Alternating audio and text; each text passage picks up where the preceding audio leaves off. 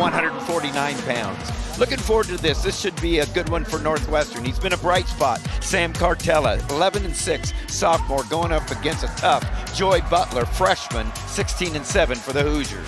Well, if you're their mom, I don't think you love to see this match because these guys just love rolling around, grabbing ankles, rolling knees. It's going to be a scramble match here at 49. You know, I love this kind of wrestling, but you know, this one again, it sounds redundant, but it's going to be one in the scrambles. Butler, a guy that doesn't give up easy points, and again, Cartella just has that awkward, weird style, really unorthodox, hard to wrestle. And hard to score on. Yeah, hard to score on. I mean, he makes you work for every point. I mean, both guys do. Get him out of face. Had a couple of ranked victories recently. Beat Cannon Webster at Illinois. Beat Drew Roberts from Minnesota. And so some good wins for Cartella. Cartella out of Hudson, Ohio. Yeah, and Butler coming off a tough loss against Cam Catchbone at Michigan, a match where he took 5-6 shots, just couldn't finish. You would like to see that a little bit more today, to stay a little more offensive, don't get discouraged in those positions. But we'll see as, Cartella doing a really good job of controlling that 2-on-1, really taking the offense away. Really dominating this position. Joy Butler, redshirt freshman out of Greenwood, Indiana, Whiteland Community High School. Couple of losses in a row. You mentioned to Cam Contraband, Dante Fritzi from Harvard as well. So we'd like to get back on the winning track, but Cartella right now in the rankings, as you said, ranked 24th, working his way up. Scores first, goes out in front 3-0. Nice start for the Wildcat, who's trying to right the ship here, get some points on the board for Northwestern. Yeah, and this is where Sam's good. You don't want to be under him. He's a really good rider. Really makes you work, and he's working on that elbow right there, that chicken wing. But if you're Butler, you got to get your knees under you. You don't want to be, under a guy like Sam Cartella for too long. Cartella can smother you on top. That's what he's doing right now. Yeah, and he's really a lot of pressure. Yeah, doing a great job controlling that wrist. Just trying to break down that shoulder. He had that leg in for a moment, trying to just wear you down. I mean, it's so tough to come, get out from this position. You just feel like you build your base, you get chopped down. But hey, Butler, now getting hit for stalling. It's just such a tough position when a guy smothers you like that on top 10. Yeah, and Cartella doing a nice job. You see him got the figure 4 above the knee on the thigh of Butler, and then working, pushing out the elbows, tight waist, moving back and forth, putting so much pressure out on his toes, and a tight waist back, catches the arm, doing everything right on top. And Butler can't make himself look better. Yeah, and that's a problem when you got a stall call on you.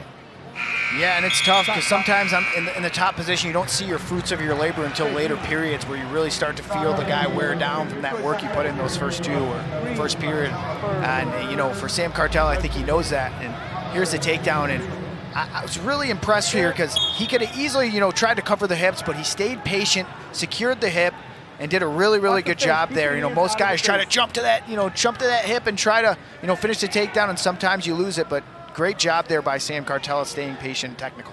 It was Cartella's choice, and he deferred. Butler chose up. Yeah. Because of that first period ride there. He says, my best chance is to get her down on the feet, but Cartella jumps right in, drives through. Nice roll through by Butler. Yeah, and that's where Butler's really good. It's just, how many times can you do that before, you put yourself in danger? And Cartella doing a really good job. This is so important, just staying technical. Don't get play into, the funk of your opponent, and he does a good job there securing those hips. And Cartella, he looked dead to rights there, Tim, and, just followed through, stayed on the hips. Everything you teach as a coach to do right, Sam Cartella is doing right now. And then immediately looking for near fall points, loads him up into his hips, looking to try to get the shoulders past 45 degrees to get the count by the official. Yeah, and it's hard to wrestle, right, when you're wrestling a guy like Cartella. He just stays very patient, very composed, And like you said, off that transition, trying to score points right away. And that's the best time to do it. Yeah, and it's so hard when you're a guy like Butler, you rely on those scrambles, that chaos, and, a guy like Sam Cartella can wrestle in those like anybody else. And it's really hard, to score points in that position. Got the arm bar, trying to come around Fred, maybe catch the wrist. Butler very frustrated underneath, can't keep his base. There goes the leg in there. Again, trying to figure 4 above the knee, elevate, which just, makes it almost impossible for Butler to go anywhere but into the mat. Yeah, and if you're Northwestern, this is where your studs are coming up, right? You got Max Mayfield, you got Trevor Chumbley. This is you start to get momentum, right? Those first 3 matches didn't really go your way. Cartella wrestling great. As you see, maybe that guy in the red hair there, Justin Oliver, has a little bit to do with that. A guy I wrestled against in college, monster on top. But, it's a great lead for Sam Cartella going into the second period. Malik, you wrestled at Michigan just like your dad, and got to bring this up. Your dad, Mike, a Wolverine, and now a member of the Michigan chapter of the National Wrestling Hall of Fame. Congratulations to your dad, to you, and you're a big, proud son, man. I'll tell you what, you should be. That's a tremendous honor, and your dad, one of the great Wolverines, and it's just a tremendous opportunity to give a shout out to my friend Mike Amin. Yeah, super proud of him. He's my dad. Watching wrestling is just so much different now. You've done it. You've been in Cartella and Butler's shoes, and being a parent in the stand and putting in all that hard work. I just remember those early mornings we used to, my brother and I would go in the wrestling room and drill, and just that work eventually pays off, right? So it's, I'm really proud of what he's contributed to the sport, and obviously the means, right? You see him all over TV now. I'm commentating, Cameron's wrestling, Miles is over in the Olympics, and it's just, I'm so thankful for the opportunity my dad gave me to, wrestle at Michigan and, do this obviously as well. The Amin Army out and about. Yeah, and Cartella, like we said, getting a job done that Northwestern sorely needed, and that was to get the points on the board after Indiana has jumped out to a 12-0 lead, and Joy Butler comes on top, and he's trying to get his own points, and he does! Two-point reversal. He's got time. We saw this last year, right, in that Fongaro match. It comes down to that last second. And he did this last Sunday, Tim. He was down early against Catcherbone. He just kept shooting. You wish you would have saw it a little bit earlier. Time might start to work against him, but yeah, good job by Cartella coming back and getting. Nope, he doesn't get 3. They go off to the board, and so 8-2. 9 seconds left. A little too late for Butler, but good effort. Keeps from another a very needed major decision by Northwestern, and does not happen. It's going to be 9-2, 1 short of that bonus point, but 3 points on the board for Northwestern. Yeah, you saw Adi do it, right? And, yeah. Butler recognizing the situation. Sam Cartella, winner by decision. The score now, Indiana 12. Indiana ball rolling for Northwestern after they got their first points on the board. Chumbley 4-3, going up against Ryan Garvick 6-9. Garvick only a freshman, and Chumbley a senior out of St. Charles, Illinois. Has some good wins already this year against Fish, Saldate, former teammates at Michigan State, now Saldate at Michigan. Fish found his way into the lineup down at Oklahoma State, and wrestles right before your brother wrestles. So 57 and 65, right, at Oklahoma State. Yeah. And Chumbley's a guy that's been in that mix at 57 for so long. Just hasn't been able to get on the podium, and you're just sitting outside at the number 9 ranking. But we know how March is. It's crazy. But for Chumbley, you got one more crack at it. You said he's got those big wins, and it's just being able to put together that tournament. And it honestly starts here. You got to start getting that momentum going into March. Well, and it's a good place to start because Northwestern wanted to get more points on the board as they dropped the first 3 matches of the day, fell behind 12-0, and then got victory on the board at 149. And now Chumbley comes with the early takedown, up 3-0. Chumbley, a two-time Illinois state champion out of Marmion Academy. Yeah, and Chumbley's not usually a guy that scores a lot of bonus points, but in this match, like you said, Tim, you're going to really need him to step up and put points on the board. You know, you got off to a bad start. You know, you lose 3 straight. Sammy Cartella starts to get that, you know, momentum going for you. You got Mayfield coming up next, so this could be a potential big momentum swinging match, and Chumbley's got to get it started. Set, green, using the optional start. Okay, ready, he's using the optional start. Let me get set. And he must have had an earpiece hearing me in his headgear going optional start. 1 red neutral.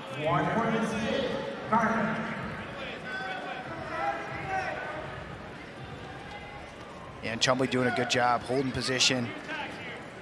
You know, you got 1 minute and 30 left in this first period. You'd like to see a little more offense, especially the coaches. Again, like you said last year, crazy. It comes down to that 1-2 points.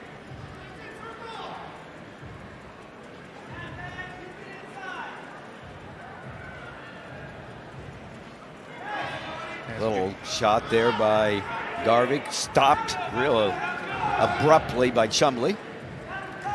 And this is a good chance for Chumbley to score, his counter score. He's got that front headlock position, looking for an angle. But Garvick doing a really good job of trapping that elbow. Chumbley's got to free that elbow. You snap him down one more time, free your elbow, shorten it up, but we're going to go back to the feet.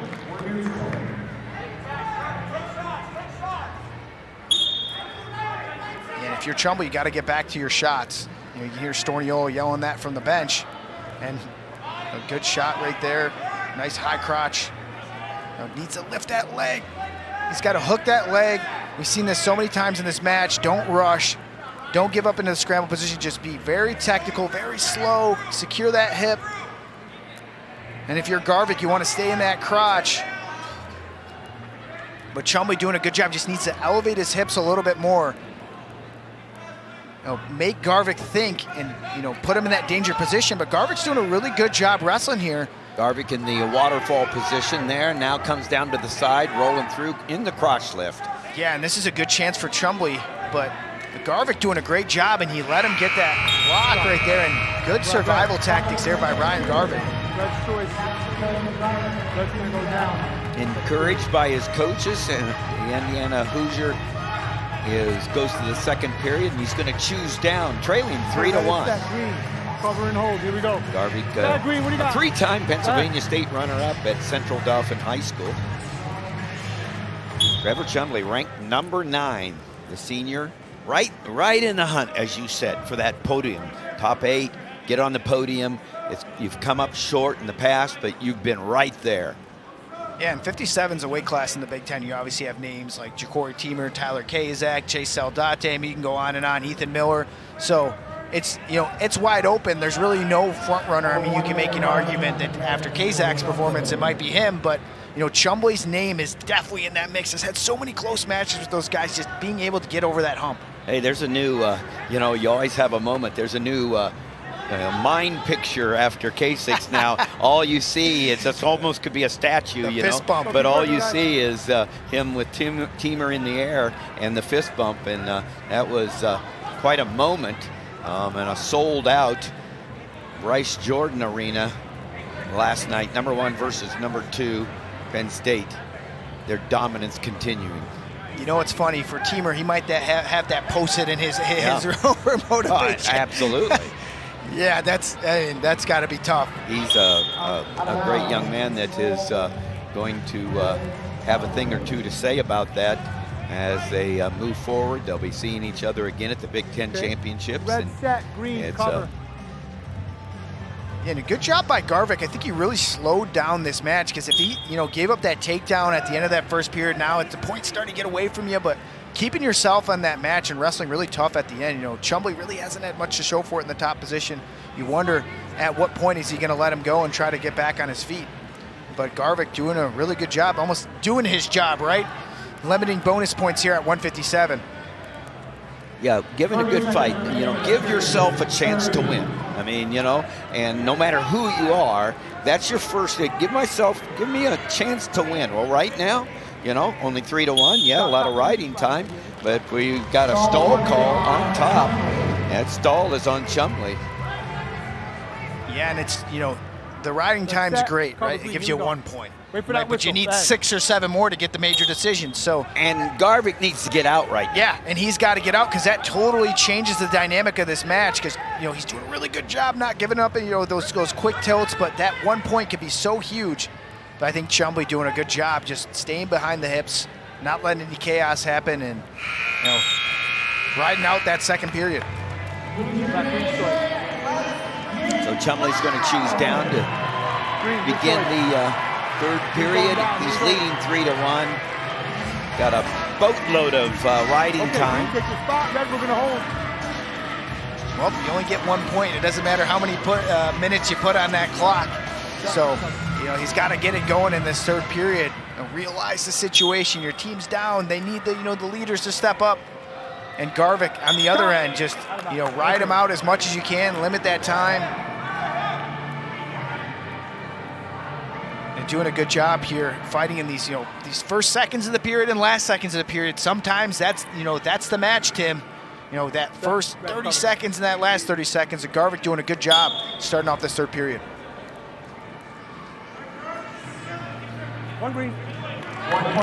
Chumbley getting back to his feet, and, you know, he's got a minute and about 45 seconds to get some takedowns, you know, to get to a major decision.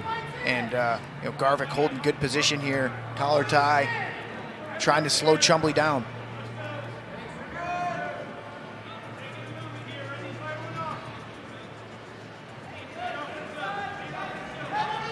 Center, wrestle center. Good job there by Chumbley, getting back on that ankle. Yeah, good job again rolling through by Garvick. Scramble City. This is come up, get a little height. Definitely in the you know, favoring Garvick here, just killing time, doing a good job, and, you know, he looks like he's in good position to score a takedown. Close, nice slip. Chumbley does a nice job of slipping out his ankle there, not allowing Garvick to get both ankles at the same time. Yeah, it's almost, and you know, I think Chumbley's smart here. He recognizes the rule, right? He goes, I need to put my foot out of bounds right there on the hardwood. And he was in trouble there for a second, but good job, veteran move by Trevor Chumbley to escape that takedown.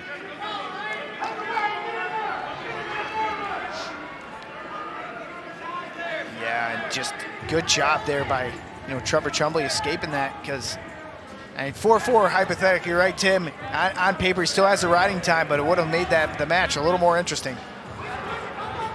Good job, Chumbley. He's got to just stay on there. Good job, 3-point takedown there by Chumbley. And he's going to need one more for the major decision, as Storniolio and staff are yelling from the corner. Yeah, Chumbley just doing a good job, just caught Garvick slipping, you know, stayed content, back to the center. You know, clinical takedown there by Trevor Chumbley. Go green, go green, go green. Garvick doing a good job hanging on there.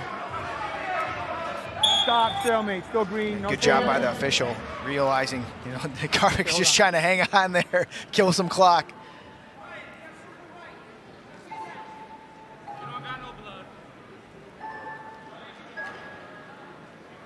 We're good? All right. We're going to go neutral. Neutral, one red. 20 seconds to go. Chumbley, a takedown would make it a major decision, wasting no time. Good shot right off the whistle. Good roll through for Garvick, and Trevor Chumbley is going to get the takedown 10-1. Gets that major, 4 more points. Yeah, great job there by Chumbley, wasting no time. And it didn't matter if it happened in the third period or the first period, right, Tim? 10-1, does his job, gets the major decision at 157. Yeah, closes the gap now. Indiana winning the first 3, Northwestern coming back with 2, 12-7 is the score as we head towards intermission, but we first get the opportunity to talk to the leading. To this one, 2 ranked wrestlers, Evan Bates for the Wildcats, 13-7, the junior, going up against the sophomore, Gabe Sollars, 21 ranked, and identical records.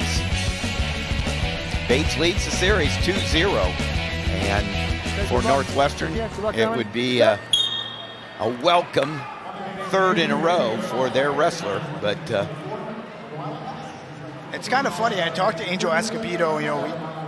We had that interview with him, and I think, Gabe Sollars has been around for such a long time. He goes, he's only a sophomore, yeah. and it's just the way he wrestles at such a high level and is so tough. I mean, just gritty guy. It makes you think he's a fifth-year senior, right? He wrestles like one, and just being a sophomore, it's just so impressive to see what he's done. Obviously ranked 21st in the country, and losing to Bates twice, but he has such a high trajectory in his career if he just keeps up his pace.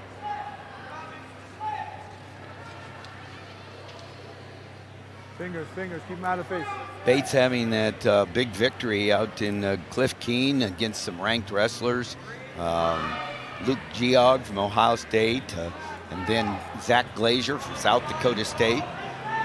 Trey Munoz, who's out for the year now. Yeah, unfortunate. One of those, a lot of injuries. Yeah, you see it at 133, right, with Ryan Crookham. And Anthony Echemendia going down from earlier Swiderski, and now Bastida as well. So Bastida, Echemendia, Iowa State having 3 projected starters out of their lineup for injury. Jory Vogt from Wyoming out for the year, 125. Just seems like, and probably might not be, but it seems like more of the high-level wrestlers out for the year. Of course, Ragusin at Michigan as well. 133. And Sollars reversing that position. Bates almost had him dead to rights, but nice job of coming back up by Bates and. Stop. Pulled that knee out. Kind of smart decision there by Sollars to get out of that position. But Bates coming off 3 losses in a row, trying to right the ship here. Gronigold, Cardenas, and Salazar, all tough, all ranked, top the 11 ranked wrestlers, but those are 3 losses in a row for Bates. Yeah, 97 is like the 65 for the upper weights in the Big Ten, right? You have 6, 7, 8, 9 guys in that pack that are all just as good as each other. Obviously, you could make a case that Stephen Buchanan is the front runner, right? But these other guys that are in that mix, you see 21, 13, 9. They're all in that same vicinity where one guy beats the other. And it's just going to be a crazy Big Ten tournament when it comes down to March. And it starts here. I mean, Sollars obviously, getting the worst end of the series, but, has looked tough so far. And like you said for Bates, coming off 3 tough losses, you want to get back to what made you so good at the Cliff Keene. If you watch those matches, he was super offensive, going, against a guy, Cardenas. He saw him again, actually, in the Northwestern duel. He wrestled him in the Cliff Keene finals. But, just building confidence in these matches, and, your team's, hypothetically out of it now. This is the matchup that you want. You're going to see Sollars here and then maybe at the Big Ten tournament. So for him, cap off the series and notch another win on your belt. Second period. Red.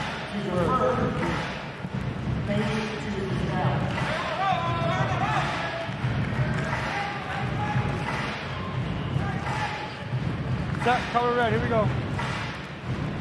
First period ends with no points on the board. Some scrapping, some close calls, but Bates goes down, Sollars on top. And that's that tough wrestle I'm talking about. He just looks like a veteran, great lift and return. Most guys would just, let him out, don't do the hard work, don't do the dirty work, but not Gabe Sollars. Yeah, and the knees are off the mat, pushing forward, laces up. A lot of pressure on the top part of Bates. So we're going out of bounds. Yeah, and it goes both ways. Everybody says, well, it just wears your arms out. You get tired from lift and returning, but what do you think it's like for a guy to get to his feet and then get lift and return time and time again? So that's just the mental battle of these matches, especially in these ranked matchups. It's one of those small positions, and lift and returns is one of them.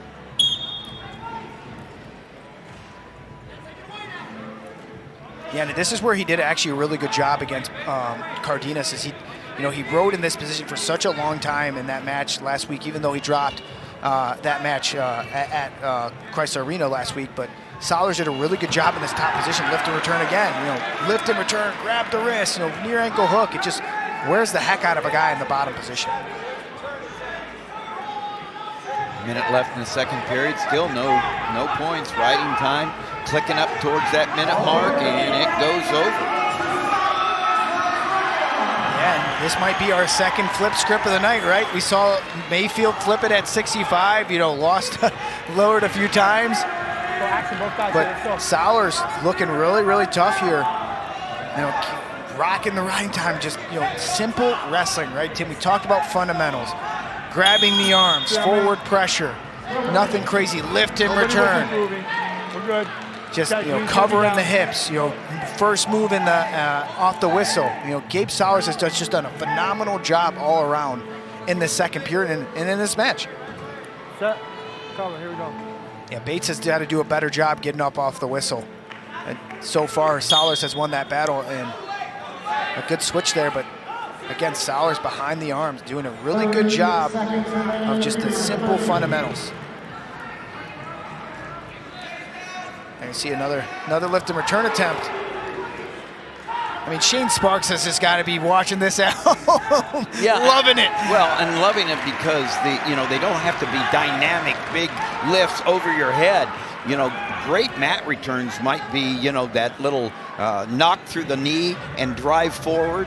You know, a mat return is a mat return, and that's what Sollars is doing a good job of. And no discredit to the 197 weight class, but I think what makes a great 197 pounder is just being strong, being smart, and just winning those small positions. It's not necessarily like the 65s and the 74s where a technical mistake could cost you the match, but 197 is just one of those weight classes. It's just tough. You just got to be a tough guy.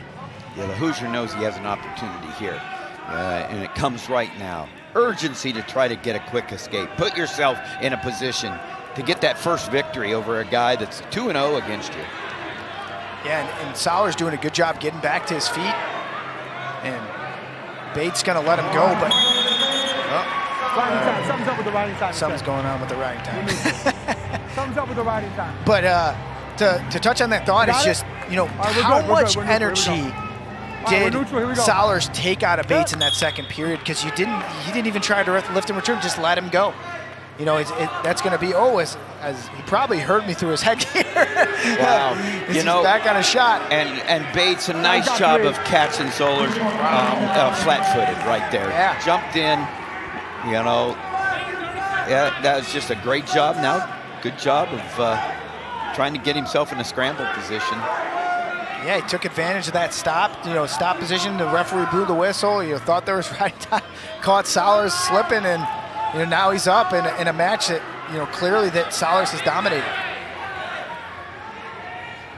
No, out of bounds. Yeah, and just Bates hit it right off the whistle. I don't think Sollars expected it. He reached and boom, great shot there by Evan Bates. And all right, Red's gonna be down. You can see why he holds the series lead. Just smart, savvy move by the veteran. Well, and hey, you're tired at this time. It's how do you execute? Who executes when they're tired? Well, a great time to do that in the third period. Yeah. And just showed that he was ready. You got to be ready all the time. Yeah, and that three-point takedown changes the dynamic. You don't have to wrestle well the whole match, right? You could just keep the score close and just score one takedown. It could just change the whole entire match. As Sollars escapes. Yeah, and he doesn't have riding time anymore, Tim, so he needs a takedown. Yeah, good, smart move there by Bates, taking down that riding time.